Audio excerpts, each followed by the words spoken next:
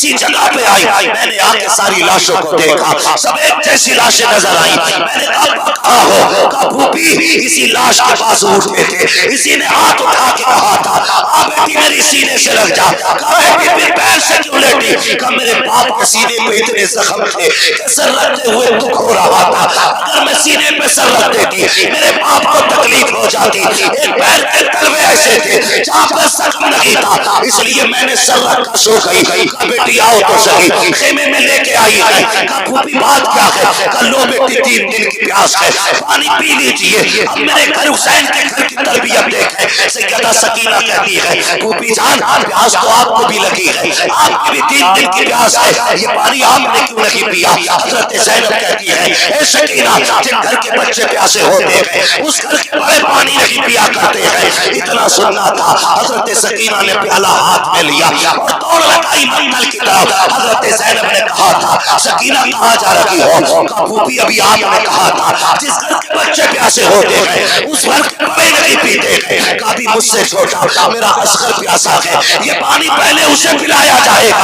ये दौड़ लगाई, ठोकर लगी, पानी गिर जाता है, आवाज आती है सलामुन अला सब्र सकीना, सलामुन अला सब्र अहले बैत मोहम्मद। नबी के घर वालों तुम्हारे सब्र को सलाम हो, हुसैन की सकीना तेरी जुर्रत और हिम्मत को सलाम। नबी का गनी भी बेमिसाल है, नबी का अली भी बेमिसाल है। ये हुजूर के यार हमें इसलिए प्यारे हैं क्योंकि ये हुजूर से मंसूब है, और हुजूर के घर वालों को भी हम इसलिए चाहते हैं क्योंकि वो हुजूर की ज़ात से मंसूब है। शुक्र रब का हम बरेली वाले हैं। ज़ात तो बड़ी बात है, रिश्ता भी बड़ी बात है, हम तो हुजूर के शहर से मंसूब मिट्टी को भी सर का ताज बनाते हैं। हमें अपने नबी से इतना प्यार है, अगर कोई हमसे आके कहे कि मैं हुजूर के शहर से मिट्टी लाया हूँ तो हम अपनी पहली ख्वाहिश ये जाहिर करेंगे कि मर जाएं तो हमारे माथे पे लगा देना, दफन करो तो कब्र में कफन पे लगा देना, इसलिए कि शहर नबी की मिट्टी है। सोचें अगर हुजूर के शहर की मिट्टी से हम इतना प्यार करते हैं तो फिर हम हुजूर के गुलामों से कितना प्यार करते होंगे। अगर हुजूर के सहाबा की मोहब्बत का अंदाजा नहीं लगाया जा सकता तो फिर सोचें हुजूर की औलाद से कितना प्यार करते होंगे। मेरे आका करीम सल्लल्लाहु तआला अलैहि वसल्लम के प्यारे दीवानों, आज ये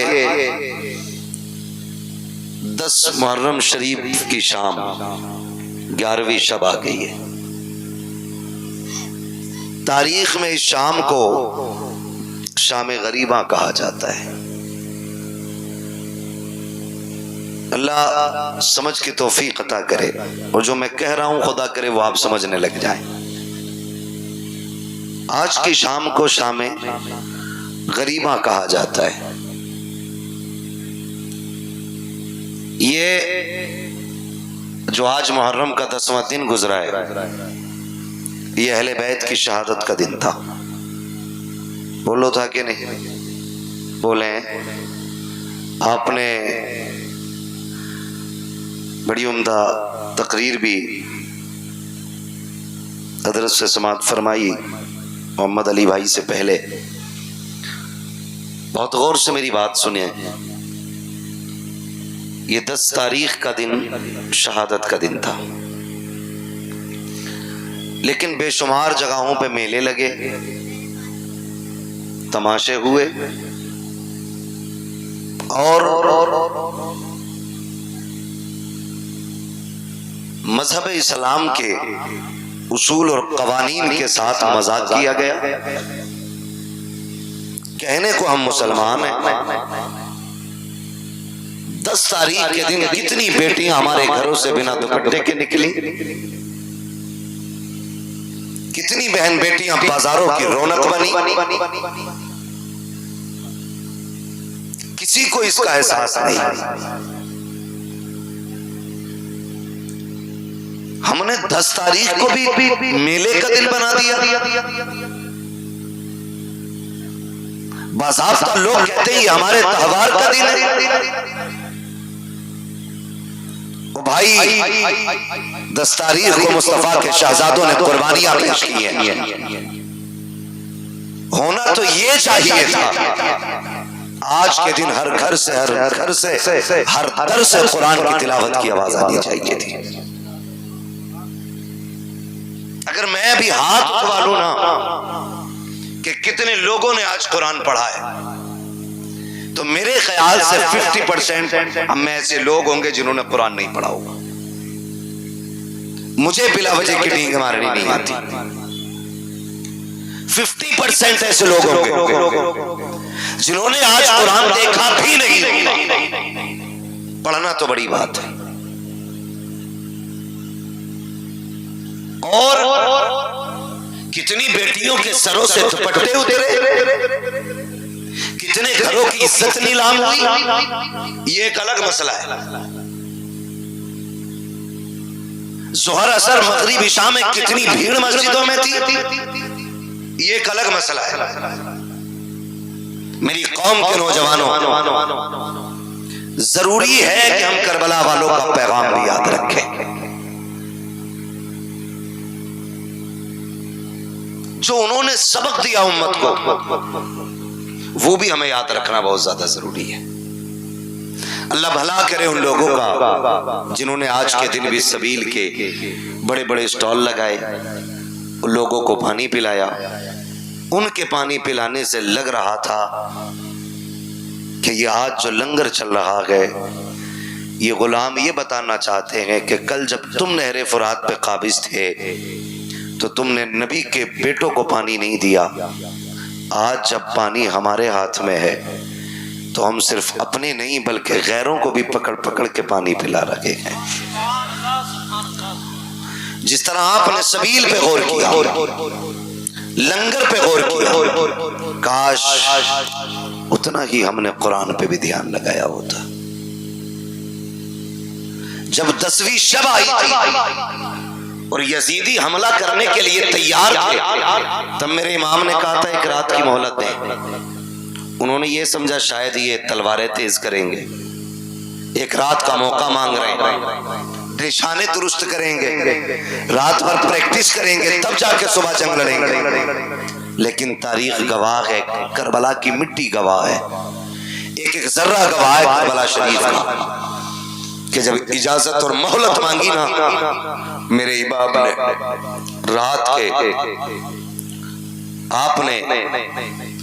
रात के 2 हिस्से किए।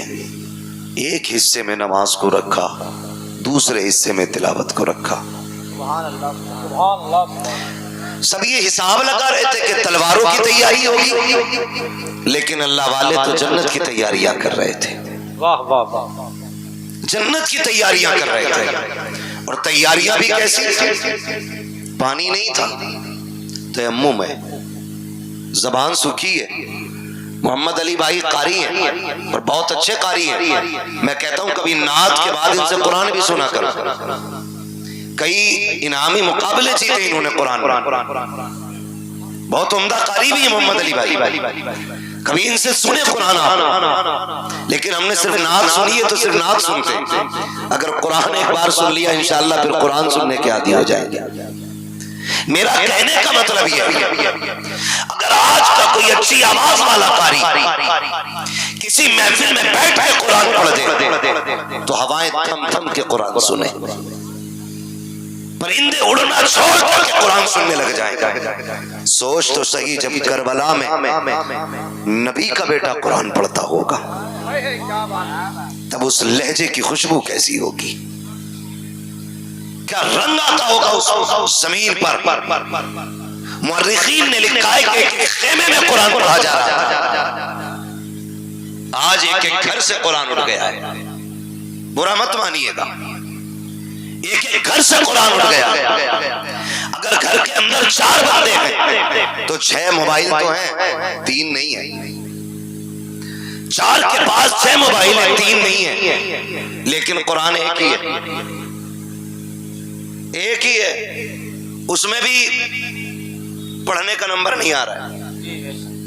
2-2 महीने हो गए, कोई कुरान खोलने वाला ही नहीं, कोई कुरान पढ़ने वाला ही नहीं। मेरे इमाम अपने खेमे के अंदर, हर खेमे में कुरान की तिलावत हो रही है।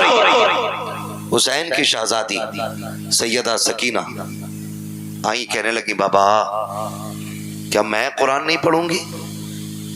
मेरे इमाम ने कहा बेटी आओ तुम्हें हम कुरान पढ़ाते। मैं उस बच्ची की बात कर रहा हूं जिसकी उम्र में भी इख्तिलाफ है। बाज ने 4.25 साल लिखा है, बाज ने 7 साल उम्र लिखी है। अगर 7 साल भी मान लो तो ये वो छोटी बच्ची थी जो काफिले में सबसे छोटी थी, लेकिन इसको भी शौक हुआ कुरान पढ़ने का, इसको भी शौक हुआ कुरान पढ़ने का। उन्होंने कुरान की पाबंदी की, फजर तक कुरान पढ़ा, फजर की नमाज अदा हुई।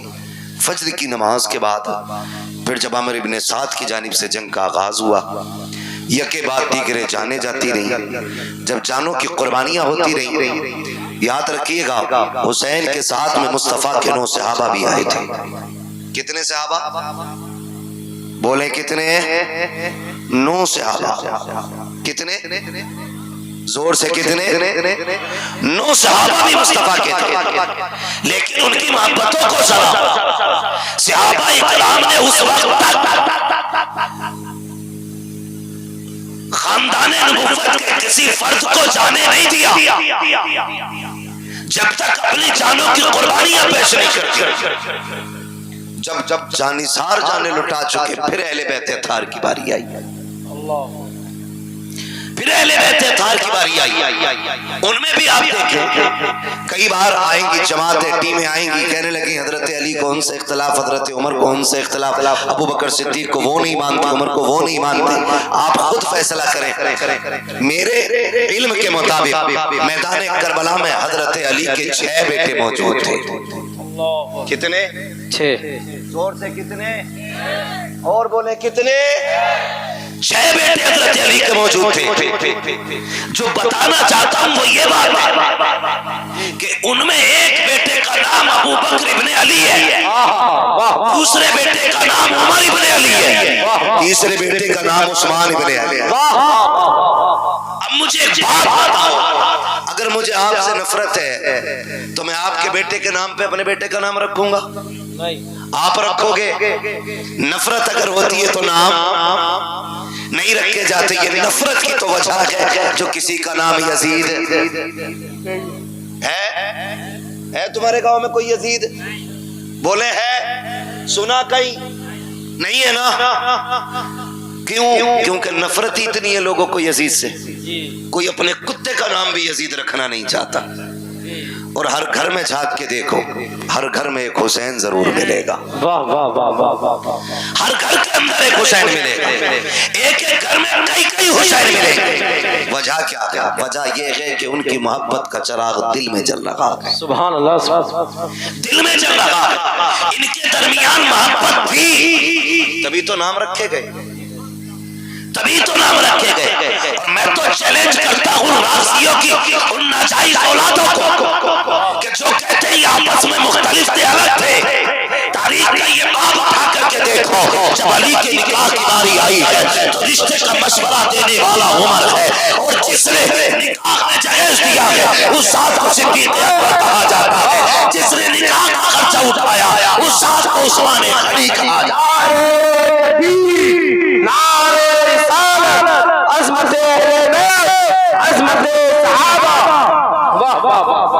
इनमें तो इतना प्यार था, इनमें इतना प्यार है। और ये जिसकी ना असल का पता ना नस्ल का पता, ये झगड़े बता रहा। शर्म आनी चाहिए, गैरत आनी चाहिए। मैं इसीलिए कहता हूँ शुक्र है मेरे रब का, शुक्र है मेरे रब का कि रब ने हमें बरेलवी बनाया है। बोले सुभान अल्लाह। सारे बरेलवियों से मेरी गुजारिश है, शुक्र है रब का कि रब ने हमें बरेलवी बनाया। और मैंने पहले ही कही कि बरेलवियों का दामन न अहले बैत की तौहीन से दागदार है, न हुजूर के सहाबा की तौहीन से दागदार है। यके बाद दीगर शहादतें होती रही, यहाँ तक के फिर अहले बैत अत्हार की बारी आई, अली के घर के शहजादों की बारी आई। अकबर, कासिम, अब्बास, मोहम्मद, यके बाद दीगर शहीद होते रहे। फिर ताजदारे शहादत, शहीदों का इमाम, मेरा इमाम, इमाम अली मकाम मैदान करबला गए, अपनी भी जान का नजराना पेश किया और आपने पूछा मालिक बता तू राजी है कि नहीं। आवाज आई या अय्यतुहन नफ्सुल मुतमइन्ना इरजिई इला रब्बिक रादियतम मर्दिया फदखुली फी इबादी वदखुली जन्नती। अल्लाहु अकबर, शहादत इमाम हो गई। याद रखिएगा कि जहां से भाई का सब्र मुकम्मल होता है वहां से बहन के सब्र का आगाज होता है। ये करबला शरीफ है, बहुत गौर फरमाइएगा। ये आज वाली शाम आई, आज वाली शाम, उन्हें क्या पता जो मेलों को आबाद करते हैं कि नबी के घर पे क्या गुजरी है। वो क्या जाने जो आज के दिन को भी तमाशे का दिन बनाए हुए हैं, उन्हें क्या पता। जानते हो जब शाम आई, शहादतें हो गई, फिर अहले बैत अत्हार के खेमे लूट गए। जब खेमे लूटे गए, जो बचे कुछ खेमे थे आग लगाई गई, लेकिन तारीख गवाह है, खुदा की कसम खेमे जल रहे थे लेकिन सैयदा ज़ैनब के सर की चादर नहीं उतरी थी। चादर सैयदा ज़ैनब के सर की नहीं उतरी थी। यहाँ तक मुअर्रिखीन ने लिखा है आधा खेमा जल चुका है, आधे का कपड़ा पड़ा है। उधर हज़रत ज़ैनब ने अपने वजूद को उसको थोड़े आड़ में छुपा रखा है कि घर जले तो जल जाए, लेकिन अहले बैत के घर की चादर सर से नहीं सरकनी चाहिए। जरा ये चीजें ज़हन में रखें। फिर क्या किया गया? उन यजीदियों ने कौन सा सितम न किया, बड़े सितम किए गए, लूटा गया खैमों को। मेरा हुसैन मोहताज नहीं था, गरीब नहीं था।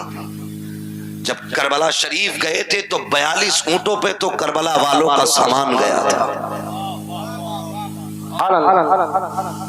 42 ऊंटों पे रखा गया सामान था। वो सारे खेमे लूट करके सामान लूटा गया। जानते हो जब शाम हुई फिर सारी लाशों को मैदान में डाल करके उन पर घोड़े दौड़ाए गए।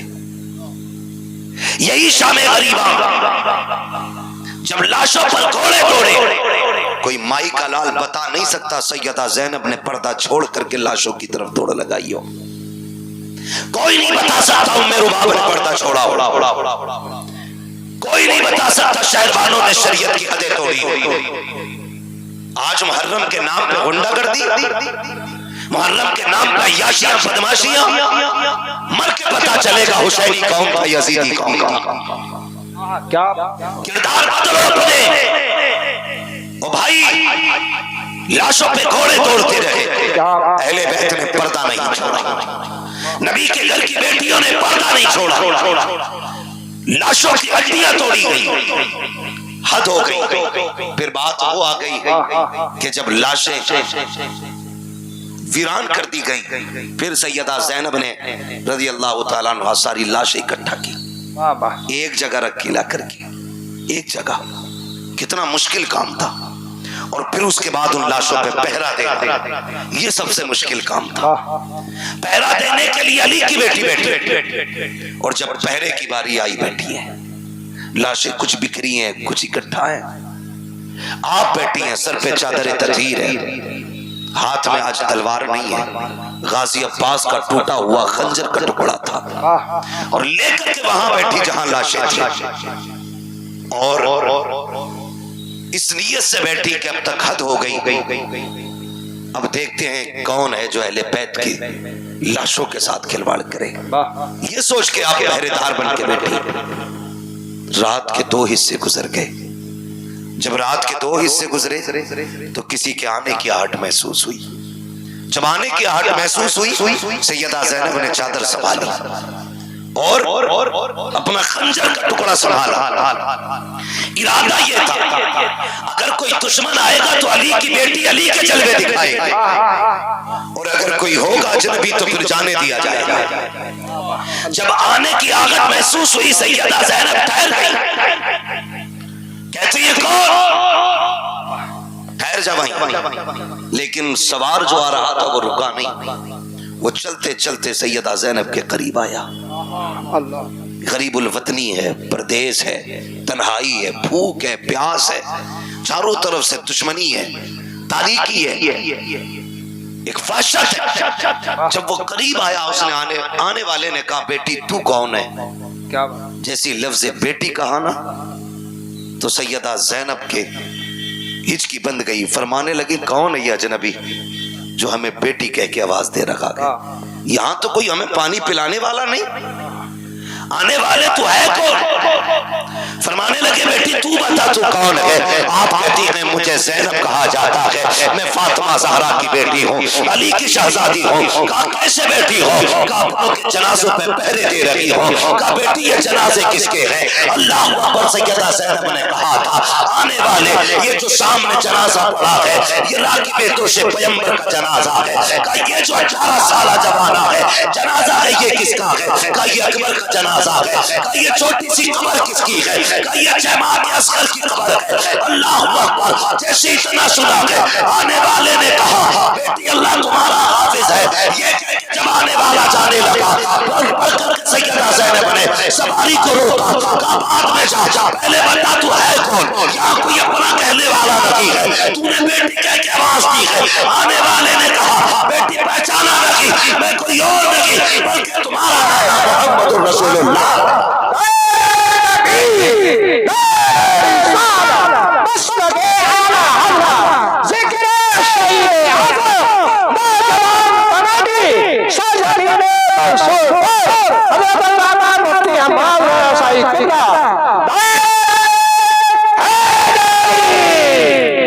ओ भाई फरमाने लगे मैं तुम्हारा नाना हूं। सैयदा ज़ैनब मुतमईन रही।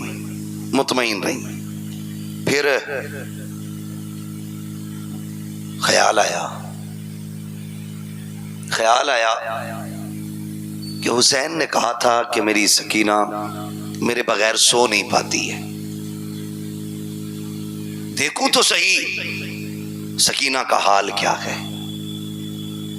फिर ख्याल आया अगर मैं यहां से उठ के चली गई तो पता नहीं जनाजों का क्या करें ये लोग। इसी शशोपंज में रात के 3 हिस्से गुजर गए। फिर एक साया नजर आया, आप फिर संभल के बैठी, और वो साया किसी मर्द का नहीं, एक औरत का साया था। करीब आई, उसने आकर के पानी का प्याला पेश किया। सैयदा पानी पी लीजिए। आपने फरमाया हमें इस पानी से नफरत हो गई है, ले जाओ हमें नहीं पीना है पानी। खातून ने कहा मुझे हुर की बीवी कहा जाता है, मेरे शोहर ने गर्दन कटा करके अपनी गुलामी का हक अदा कर दिया, मेहरबानी करें मुझसे पानी कबूल कर ले। जब इतनी बात कही सैयदा ज़ैनब ने कहा सुनो, जिनके 18 साल के शहजादे प्यासे चले गए हो उन्हें पानी कैसे अच्छा लगेगा? जाओ ले जाओ ये पानी। लेकिन वो खातून जानती थी सैयद को अगर खातून जन्नत का वास्ता दो तो वो कभी टाला नहीं करते। उन्होंने कहा आपको आपकी अम्मी का वास्ता ये पानी कबूल फरमा ले। आपने पानी लिया, उठी, ख्याल आया मेरी सकीना सबसे ज्यादा प्यासी है, सकीना सबसे ज्यादा प्यासी है। ये सोच करके आप खेमे में आई। जब खेमे में आके देखा तो हजरत सकीना नहीं थी।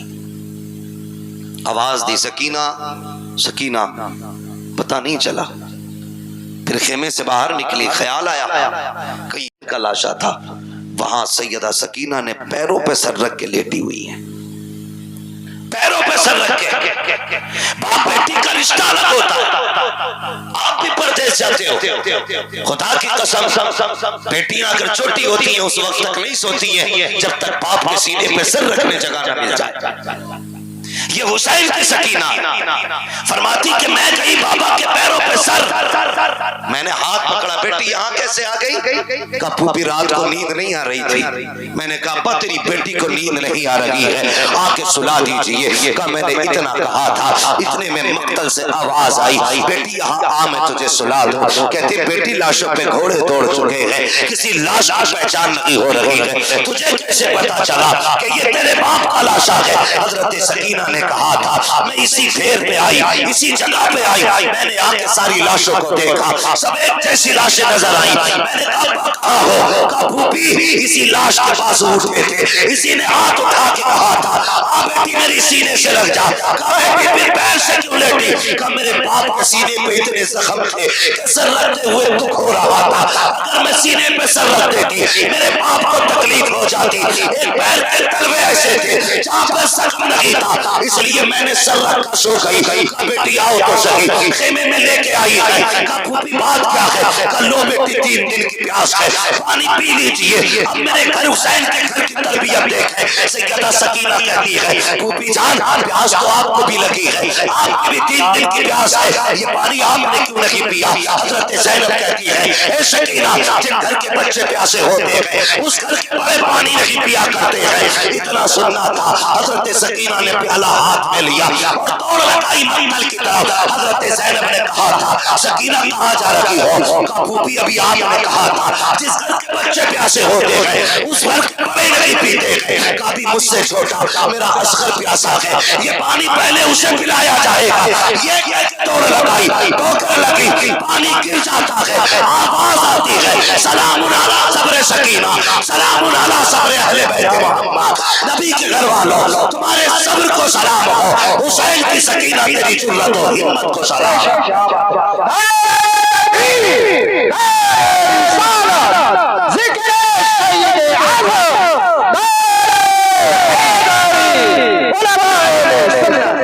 खुदा की कसम ये उनके घर के बच्चों का सब्र है, बच्चों का सब्र है।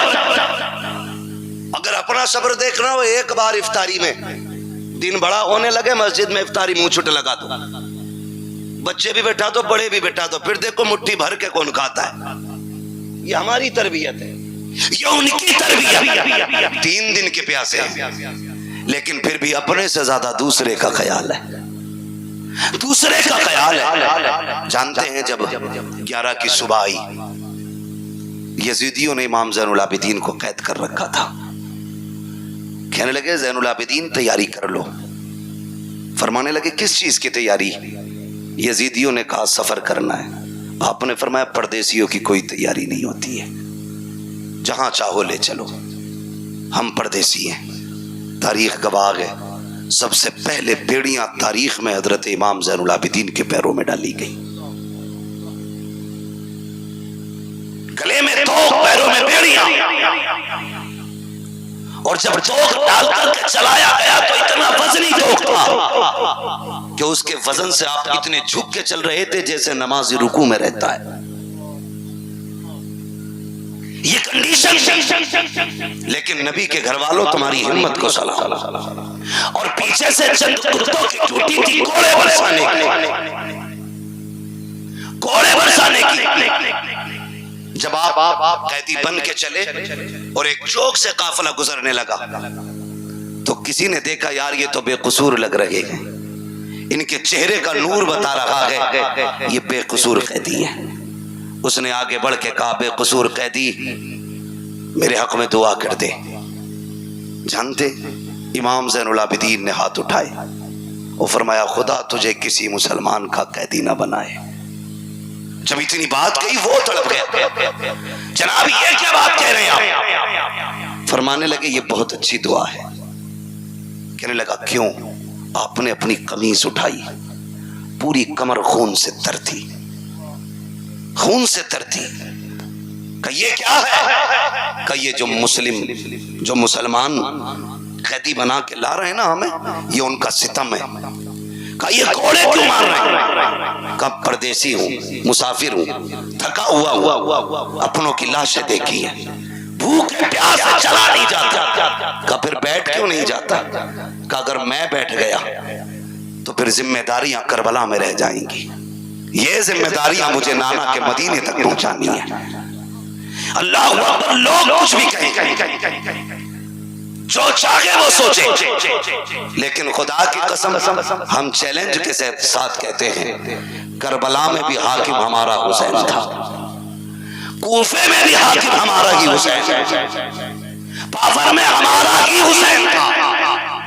ये कान खोल के सुने।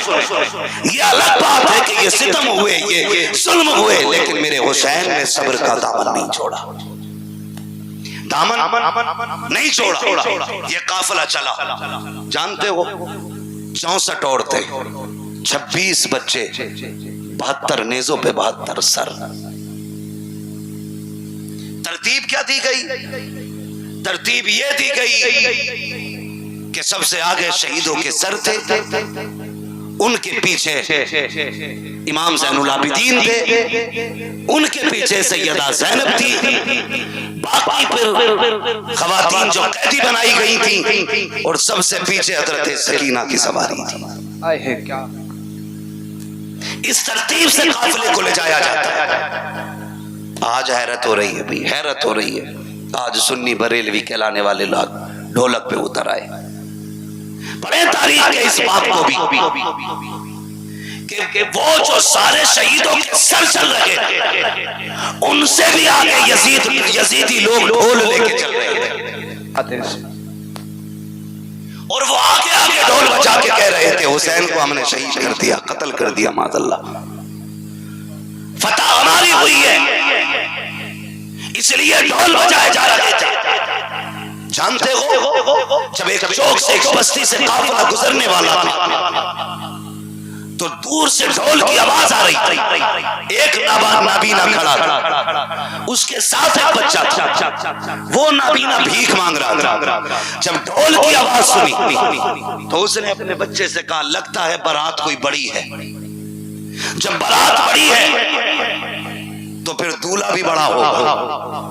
कापा कहना क्या चाह रहे हो? कहा बेटे देख जरा बारात कैसे लोगों की है। तो सबसे आगे जब ढोलों को आते देखा, सर वर्क के कपड़े, बेहतरीन खूबसूरत लिबासों में, नए नए कपड़ों में ढोल वाले देखे, बच्चे ने कहा लगता है बारात बड़ी शान वाली है। बच्चा कहता है बाप ने कहा बेटे सुन, जब वो दूल्हा करीब आ जाए तो मेरे कोनी मार देना, ताकि जब वो दूल्हा आएगा तभी मैं भीख मांगूंगा। अल्लाह अकबर। बच्चे ने पहले ढोल वालों को देखा, उसे तो दूल्हा का इंतजार था, लेकिन हैरत में पड़ जाता है जब नेज़े पे कटे सर को देखता है, और हैरत में पड़ गया जब जयमान के बच्चे को नेज़े पे रखा देखा के सर को, बच्चा होश हो बैठता है, और धीरे धीरे ये ढोल वाले करीब आए।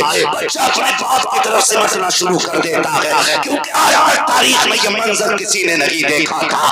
11 साल का सर, जयमान का सर, 56 साल का सर नेज़े के ऊपर हो, जैसे कि सर करीब आए हैं, सर आगे गुजर जाते हैं। बच्चे को कुछ होश आया, उस पर सैयदा ज़ैनब की सवारी गुजर रही थी। बच्चे ने बाप के कोनी मारी, उसने ये सोचा शायद दूल्हा गुजर रहा है। उसने कहा तुम्हें खुदा का वास्ता, नबी का वास्ता, अली का सदका करो, नबी का सदका करो। जैसी तरह कहा है, आज बड़े जमाने के बाद सैयदा ज़ैनब ने अली का नाम सुना था, नबी का नाम सुना था। कहती फिजा खाची बेटी जल्दी कीजिए, इससे कहिए एक बार और अली का नाम ले, एक बार और नबी का नाम ले। आपने कहा फिर से कह जो तूने कहा है। उसने फिर से कहा एक बार और कह जो तूने कहा है। उसने फिर से कहा। उसके बाद कहती है मैं पता क्या चाहिए। उसने कहा फकीर है, मोहताज है, भीख दे दीजिए। हम तो दरबार, हम तो भीख लेने खड़े हैं। आपने बच्चे की तरफ देखा, फरमाया जल्दी आ, तुझे पैसा चाहिए।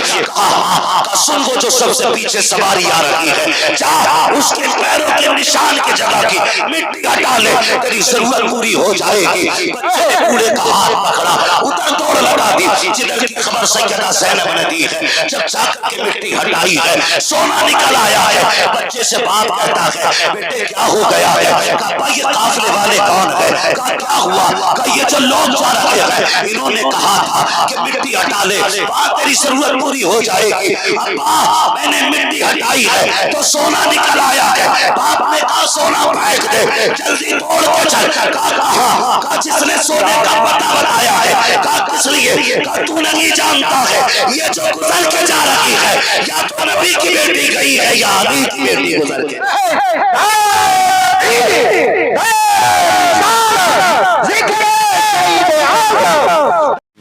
उस बूढ़े ने कहा सुन,